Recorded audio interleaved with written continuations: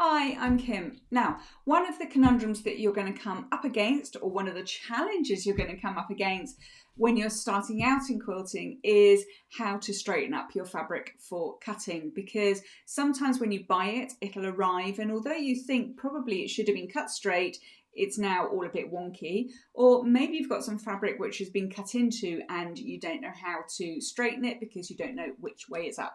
So let me switch camera onto my cutting mat and I'll show you how to tackle it.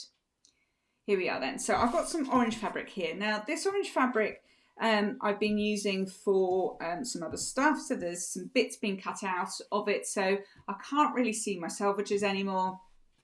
I don't really know which way is up. If I've received this, so let's just pretend for a moment you've received this from the shop where you've bought it. You know that they've cut it straight, but when it's arrived to you, it's looking like that. So you've got a sort of bit overlapping and you're not quite sure what to do about that and how to get it all straightened up. So the first thing to know is that we have our warp threads and our weft threads. Now, if you've seen my previous video on what is a selvage, a warp and a weft, I've taken you through the anatomy of some fabric, and that's really useful to know so that you can tell how to find the thread lines to get yourself a straight line. So the first thing that we need to do to straighten up our fabric is to find our straightest line, and we'll work from there.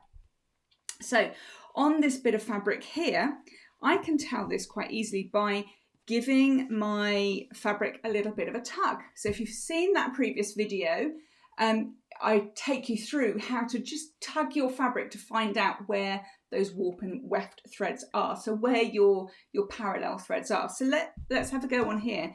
So if I pull this way, there is no stretch in that at all. I hope you can see that on camera. There's nothing giving on that stretch. So that is my warp thread. So I know that that warp thread is running parallel to my selvage, and that's what I'm trying to find. If I give it a little tug the other way, so if I go this way, you'll see that there's a bit of a stretch in there. So there's not much, but it's a little bit of a stretch, and that is my weft thread. So my weft thread will run perpendicular to my selvage. So that means I know if I can find where my selvage is along the bottom. Now on this piece of fabric, you can't really tell where the selvage is at all. There's sort of no real difference at the edge of this fabric, and probably it's been cut off for whatever I was making with this. So this is the same, even if you can see the selvages, you want to be finding that cross thread. You want to be finding your warp thread because that's going to give us a nice straight line. So I'm going to fold my fabric in half. So if I just pull the top down,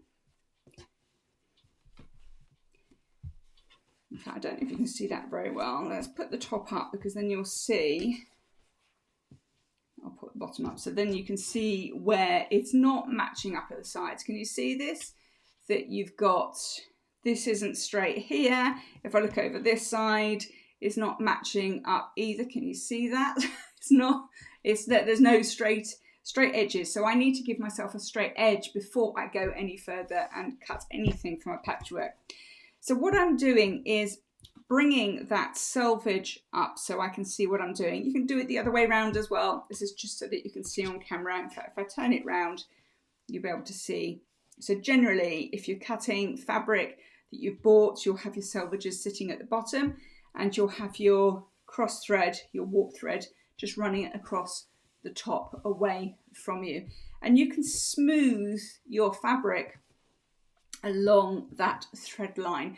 Because it's your straightest line with no stretch in it, we can rely on it to give us our straightest line. When everything else around us is looking a bit dodgy and it's not sitting straight anywhere, as long as you can find one of those lines, and as I said, you can tell by giving it a little tug, then you can rely on that to give you your first straight line.